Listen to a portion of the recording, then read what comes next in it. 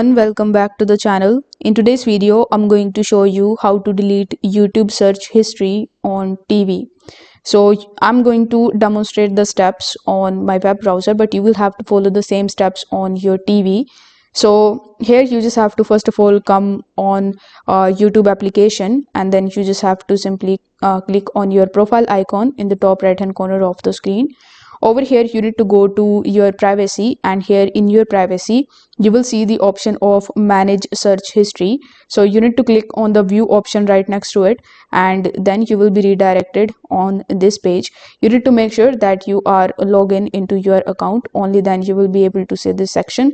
Now here in this section you will be able to see all of the videos that you have viewed with this account. So here you will see the delete option, so you need to click on delete, and then it will show you a bunch of different options, like you can delete the watch history of today, you can select custom range, and you can delete them all. So for this video, let's say I want to delete them all, so you just have to simply click on the delete option, and as you can see that you have successfully deleted YouTube search history on TV.